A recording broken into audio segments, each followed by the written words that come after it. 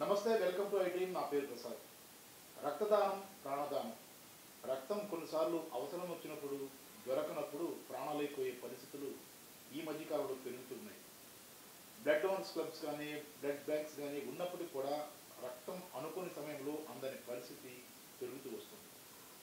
ఇప్పుడు ప్రస్తుతం మనం విశాఖపట్నం బ్లడ్ డోనర్స్ క్లబ్ వ్యవస్థాపక అధ్యక్షురాలు రాజ్కుమార్ గారితో మనం మాట్లాడి చాలా విషయాలు తెలుసుకున్నాం. ఎందుకంటే రక్తదానానికి సంబంధించి జనం ఏ రకంగా స్పందిస్తున్నారు, బ్లడ్ డోనర్స్ క్లబ్ అనేది ఏ రకంగా ఈ రక్తాన్ని సమీకరిస్తుంది, ప్రజల నుంచి ఎలాంటి స్పందన వస్తుంది, అలాగే రేర్ గ్రూప్స్ ఏవైతే ఉన్నాయో వాళ్ళకి రక్తదానం చేసే విషయంలో ఎలాంటి సమస్యలు ఎదురవుతున్నాయి, ముఖ్యంగా ఇలాంటి అంశాలకు సంబంధించి ఆమెతో మాట్లాడి చాలా విషయాలు తెలుసుకుందాం. అలాగే జనాన్ని కూడా జాగృతం చేసే ప్రయత్నం చేద్దాం.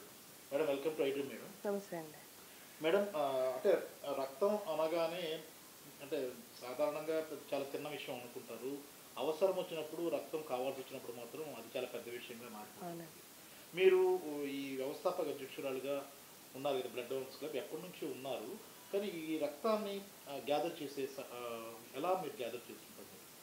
అంటే యాక్చువల్గా మేము ఇది అంటే మా విశాఖపట్నం బ్లడ్ డోనర్స్ క్లబ్ వచ్చేసి ఒక 10 మందితో స్టార్ట్ చేసామండి. దాంట్లో ఏంటంటే సోషల్ మీడియా హెల్ప్ తోటి మేము అంటే చూసి మేము హెల్ప్ చేస్తున్నాము, డోనర్స్ అరేంజ్ చేస్తున్నామని చాలామంది కలిసి ఒక 3000 డోనర్స్ వరకు జాయిన్ అయ్యారు విశాఖపట్నంలో. సో గ్యాదర్ చేయడం అంటే రిక్వెస్ట్ వస్తుంది మాకు, ఎవ్రీడే చాలా రిక్వెస్ట్లు వస్తాయి. ఆ రిక్వెస్ట్ మేము గ్రూప్లో పెడుతుంటాం. సో ఎవరు ఫ్రీగా ఉంటే, ఎవరు ఆ రోజు అవైలబుల్ ఉంటే వాళ్ళు వెళ్ళి డొనేట్ చేస్తారండి. నాన్ ప్రాఫిట్ ఆర్గనైజేషన్, అందరూ వాలంటరీగా వెళ్ళి డొనేట్ చేస్తారండి. అంటే మీరు ఈ రక్తాన్ని సమీకరించడం అదే జనరల్గా మనం బయట చూస్తుంటాం, కొన్ని చోట్ల రక్తదాన శిబిరాలు ఏర్పాటు చేస్తారు, అక్కడ గ్యాదర్ చేయడం, వాళ్ళందరినీ కూడా గ్యాదర్ చేయడం, అక్కడ నుంచి రక్తాన్ని కలెక్ట్ చేయడం అనేది జరుగుతూ వస్తుంది. కానీ ఈ గ్రూప్ మీరు చెప్పారు కదా బ్లడ్ డోనర్స్ క్లబ్ అనేది ఎలా జనం నుంచి ఎలాంటి స్పందన అనేది ఎలా వస్తుంది? ప్రజెంట్ అయితే రేషియో అయితే కొంచెం తక్కువ ఉంటుందండి. అంటే మాకు వచ్చిన రిక్వెస్ట్ రేషియోకి బ్లడ్ డొనేట్ చేసే వాళ్ళ సంఖ్య తక్కువ ఉంటుంది. సో ఇంకా కొంతమంది మా దాంట్లో జాయిన్ అయ్యి వచ్చిన రిక్వెస్ట్లు అనేట్లకి ఫుల్ఫిల్ చేయాలని అనుకుంటున్నాం. మా దాంట్లో వచ్చే రిక్వెస్ట్ కూడా ఫస్ట్ ప్రయారిటీ వచ్చేసి అవుట్ సైడర్స్ అండి. అంటే ఇప్పుడు బయట నుంచి వచ్చి ఇక్కడ ట్రీట్మెంట్ తీసుకుంటారు కేజీహెచ్లో కానీ అదర్ హాస్పిటల్లో. వాళ్ళకి డాక్టర్ ఏంటంటే ఒక 2-3 డోనర్స్ కావాలి, బ్లడ్ డోనర్స్ కావాలి అని అడుగుతారు. వాళ్ళ సర్జరీకి కానీ వాళ్ళ రిక్వైర్మెంట్ బట్టి అడిగినప్పుడు వాళ్ళు ఎవరిని తెచ్చుకోలేరు, ఇక్కడ ఎవరు ఉండరు. సో వాళ్ళకి ఫస్ట్ ప్రయారిటీగా మా దగ్గర ఎవ్రీడే ఎవరైతే డోనర్స్ వెళ్ళాలనుకుంటారో, హెల్ప్ చేయాలనుకుంటారో వాళ్ళు ఫస్ట్ ప్రయారిటీకి వెళ్తారు. తర్వాత పూర్ పేషెంట్స్ అండి. కేజీహెచ్లో రీప్లేస్మెంట్ ఒక డోనర్ వెళ్ళి డొనేట్ చేస్తే కానీ వాళ్ళు ఇష్యూ చేయరు, అక్కడ బ్లడ్ ఫ్రీగా ఇస్తారనమాట. సో సెకండ్ ప్రయారిటీగా పూర్ పేషెంట్గా తీసుకుంటాం. సో అందరూ వాలంటరీగా వచ్చి డొనేట్ చేస్తారు. సో ఇంకా డోనర్స్ అయితే రిక్వైర్మెంట్ ఉంటుంది. కొన్ని కేసెస్కి మేము అంటే చేయలేకపోతున్నాం, అంటే షార్టేజ్ ఆఫ్ బ్లడ్ డోనర్స్ ఎవరు దొరక్క. మీరు చాలా అంటే బ్లడ్ బ్యాంక్స్తో కాంటాక్ట్లో ఉంటారు కదా, ఎలా మీకు బ్లడ్ బ్యాంక్స్తో ఎలాంటి కాంటాక్ట్స్ ఉంటాయి, వాళ్ళ దగ్గర నుంచి ఎలాంటి సపోర్ట్ మీరు తీసుకుంటారు, మీరు ఎలాంటి సపోర్ట్ వాళ్ళకి ఇస్తుంటారు? అంటే మేము బ్లడ్ క్యాంప్స్ చేస్తామండి, లైక్ కాలేజెస్లో కానీ కొన్ని గవర్నమెంట్ ప్రైవేట్ ఆర్గనైజేషన్స్ సెక్టర్స్లో క్యాంప్స్ చేస్తుంటాం. సో ఇన్ని యూనిట్స్ అన్ని కలెక్ట్ చేస్తారు కాబట్టి సో ఎవ్రీ డే డోనర్ లేకుండా, రీప్లేస్మెంట్ లేకుండా మాకు ఇష్యూ చేస్తారు బ్లడ్ బ్యాంక్. అది మేము కేజీహెచ్ పేషెంట్స్ కానీ ఇలా నాన్ లోకలైట్స్కి హెల్ప్ చేస్తాం. ప్రతిరోజు రెడ్ క్రాస్ అండ్ రోటరీతో ప్రజెంట్ అయితే మేము ఈ 2 బ్లడ్ బ్యాంక్స్ తోటి బ్లడ్ క్యాంప్స్ చేస్తాం. సో వాళ్ళు హెల్ప్ చేస్తున్నారు. ఓకే, అంటే మనకి విశాఖపట్నం అనే కాదు మేడం, ఆంధ్రప్రదేశ్ కానీ వేరే ఎక్కడైనా ఇన్ని బ్లడ్ బ్యాంక్స్ ఉన్నప్పటికీ, ఇన్ని రకాల డోనర్స్ క్లబ్స్ ఉన్నప్పటికీ కూడా ఎందుకు రక్తం కొరత వస్తుంది? కారణం ఏంటి? చాలా కొరత అని వస్తుంది కదా, వార్తలు వస్తుంటే ఎందుకు? అవేర్నెస్ అండి. యాక్చువల్గా ఏంటంటే బ్లడ్ డొనేషన్ అన్నా లేకపోతే బ్లడ్ ఇవ్వాలన్నా చాలామంది ఎవరో ఒకరు ఇస్తారు, మనం కాకపోతే ఇంకొకరు ఇస్తారు అని దీని మీద ఉంటారు. అవేర్నెస్ లేక దాని ఇంపార్టెన్స్ ఒక్కొక్కసారి ఏంటవుతుందంటే బ్లడ్ షార్టేజ్తో డెత్ కేసెస్ కూడా ఉన్నాయండి. అవును. ఆ, ఈ ఈ విషయంలో నేనైతే ఫస్ట్ ఎవరైతే పేషెంట్ ఉంటారో వాళ్ళ ఫ్యామిలీ నుంచి ఎవరో ఒకరు ఫస్ట్ డొనేట్ చేయాలి. అవును. కానీ ఇంకా రిక్వైర్మెంట్ ఉంటే బయట ఎవరికైనా అడిగేటట్టు ఉండాలి. బట్ అంటే బ్లడ్ ఇస్తే ఏదో అయిపోతుందని, తర్వాత ఫ్యామిలీ మెంబర్స్ ఇక్కడ పేషెంట్ని పట్టుకొని వస్తారు. వాళ్ళు ఏంటంటే మేము బ్లడ్ ఇస్తే తను చూసుకోవడానికి ఎవరు ఉండరు అని అలా భయపడతారు. బట్ హెల్దీ పర్సన్ లైక్ మంచి హిమోగ్లోబిన్ ఉండి హెల్దీగా ఉన్న పర్సన్ బ్లడ్ ఇచ్చినా అంటే నార్మల్గానే అంటే డైలీ యాక్టివిటీస్ చేసుకోవచ్చు ఇమీడియట్గా. అంటే దానికి ఏమీ రికవరీ ఏమి ఉండదు. అవును. అంటే ముఖ్యంగా ఇంకో ప్రధానమైన సమస్య ఏంటంటే రక్తం ఎవరైతే డోనర్స్ ఉన్నారో డోనర్స్లో జెంట్స్ ఎక్కువగా వేస్తుంటారు. లేడీస్లో ఎనిమిక్ కండిషన్స్ ఉంటాయి, వాళ్ళ రక్తహీనత అనేది వస్తుంటుంది. అలాంటి వారి విషయంలో మీరు ఇచ్చే సలహా ఏంటి? మ్యాక్సిమం అంటే మేము చేసే బ్లడ్ క్యాంప్స్లోని కాలేజెస్ అంటే టీనేజర్స్ ఉంటారు, వాళ్ళలో కూడా రక్తహీనత ఉంది అమ్మాయిలకి.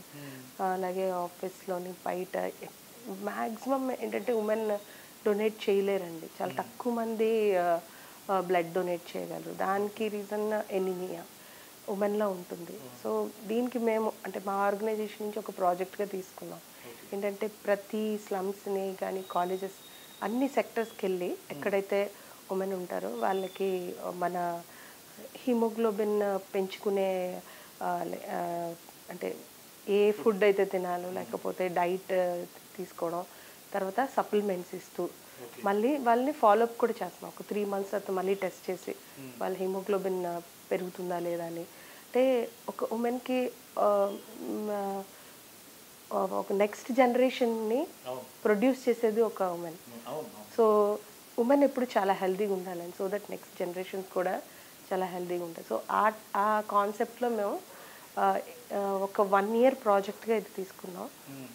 స్లమ్స్కి వెళ్ళి అక్కడ ఎంత రక్తహీనత గురించి ఎక్స్ప్లెయిన్ చేసి ఎంత ఇంపార్టెంటో, అలాగే అమ్మాయిలు టీనేజ్ అమ్మాయిలకి టీనేజ్లో ఎంత హిమోగ్లోబిన్ చాలా సరిగ్గా ఉండాలి, సో దట్ ఫ్యూచర్లో వాళ్ళు ప్రెగ్నెంట్ అయినా పిల్లలకైనా మంచి జనరేషన్ ప్రొడ్యూస్ చేయగలరని దీంట్లో మేము అవేర్నెస్ క్రియేట్ చేస్తాం. 1 year ఇది చేస్తాం అండి స్లమ్స్. ఇంకోటి ఏంటంటే చాలా మందికి తెలియని విషయం ఏంటంటే రక్తం అవసరమైనప్పుడు ఏదైనా పెద్ద ప్రమాదం జరగచ్చు, లేదంటే ఇలాంటిది ఏదైనా డెలివరీ పరిస్థితులు అయినప్పుడు కానీ రక్తం అత్యవసరంగా ఏర్పడే పరిస్థితి ఉంటుంది. దీనిలో కొన్ని గ్రూప్స్ కూడా ఉంటాయి, మీకు ఐడియా మీకు తెలుసు. కానీ రేర్ గ్రూప్స్ అని చాలా మంది అంటారు కదా, అంటే రేర్ గ్రూప్స్ కొన్ని ఉంటాయి కదా, ఆ రేర్ గ్రూప్స్ అంటే ఏంటి? ఆ రేర్ గ్రూప్స్ సంబంధించిన వ్యక్తులకి ఒకవేళ రక్తం అవసరం ఏర్పడితే ఇప్పుడు ఎలా రెస్పాండ్ అవ్వాల్సి ఉంటుంది, ఎవరిని అడగాల్సి ఉంటుంది, ఆ రేర్ గ్రూప్స్ కోసం కొద్దిగా వివరించండి. రేర్ గ్రూప్స్ అంటే all negative groups are rare groups అండి.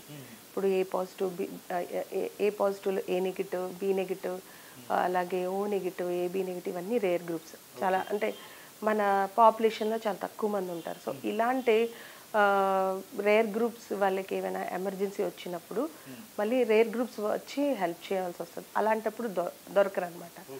సో దానికి మా క్లబ్ నుంచి అయితే మేము ఏం చేస్తున్నాం అంటే రేర్ గ్రూప్స్కి ఒక గ్రూప్లా క్రియేట్ చేసి, సో మాతో కలిసి అంటే ఎవరైతే జాయిన్ అవుతారో వాళ్ళకు కూడా ఫ్యూచర్లో ఏమైనా రిక్వైర్మెంట్ ఉన్నా, వాళ్ళ ఫ్యామిలీ మెంబర్స్కి నెగిటివ్ రిక్వైర్మెంట్ ఉన్నా ఫుల్ఫిల్ అవుతుందండి. సో రేర్ గ్రూప్స్కి ఒక గ్రూప్గా ఫామ్ అయ్యి, ఏ నెగిటివ్ అందరూ ఒక గ్రూప్గా ఫామ్ అయ్యి ఒకరికొకరు హెల్ప్ చేసుకుంటే బాగుంటుంది. ఎందుకంటే ఇమీడియట్గా రేర్ గ్రూప్స్కి డోనర్ దొరకడం కొంచెం అంటే ఎమర్జెన్సీ కేసు అయితే చాలా కష్టం అయిపోతుంది. లేదండి, ఇప్పుడు ఏ బ్లడ్ గ్రూప్ ఇప్పుడు ప్రెసెంట్ అయితే ఏ బ్లడ్ గ్రూప్ ఆ బ్లడ్ గ్రూప్కి ఇవ్వాలి. ఏబీ నెగిటివే ఇస్తారండి. ఏబీ నెగిటివ్ చాలా రేర్.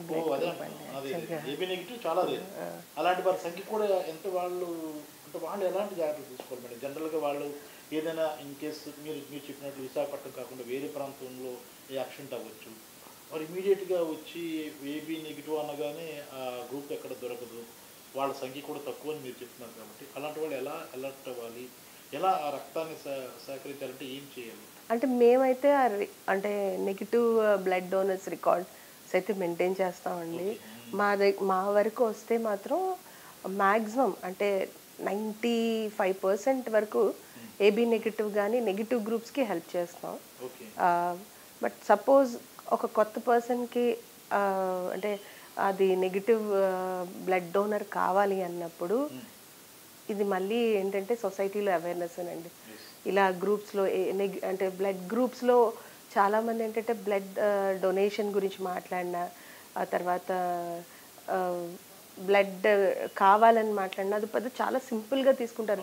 బట్ నేనేమంటా అంటే మేము బ్లడ్ డోనర్స్ అన్నాం, మేము లైఫ్ సేవర్స్ అంటాం. Blood donors are life savers. So అది ఎంత ఇంపార్టెంటో ఆ పర్సన్కి ప్రాబ్లం వచ్చినప్పుడే తెలుస్తుంది.